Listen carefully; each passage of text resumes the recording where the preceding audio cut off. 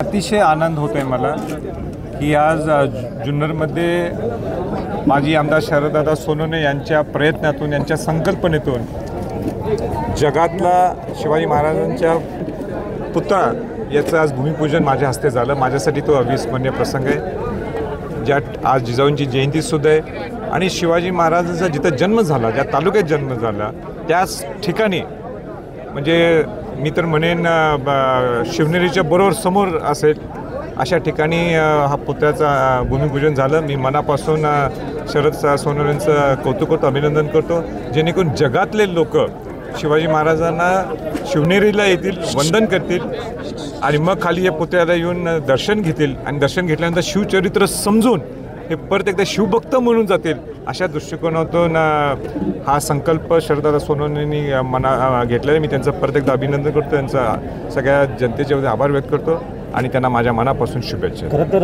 राज्य सरकार समुद्रामध्ये ज्या पद्धतीने स्मारक उभं करणार होतं, मात्र ते झालं नाही। आज तुमच्या हस्ते हा प्रकल्प या ठिकाणी उभा राहतोय, लोकवर्गणीचंही आवाहन केलं जाते।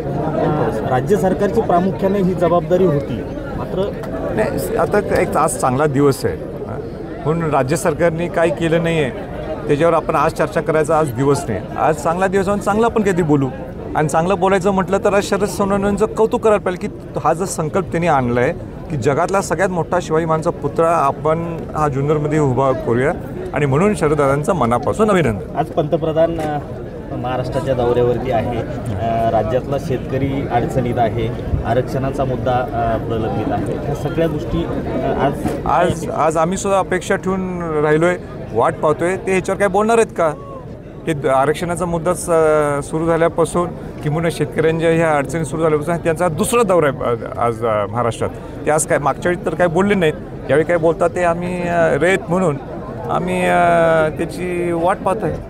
जरांगे पाटील मुंबईला यायला 20 तारखेपासून सुरुवात करणार आहे, समाज आक्रमक आहे। मी सगळं काल माझ्या सगळ्या मी काल पूर्ण दिवस पुढं कसं असावं काय असावं मी सगळ्या चॅनल्सला मी काल इंटरव्ह्यूज दिलेले। काय भूमिका राहील पुढच्या काळात? आता तो एकदम विशेष जिथं समाज आहे तिथं मी आहे।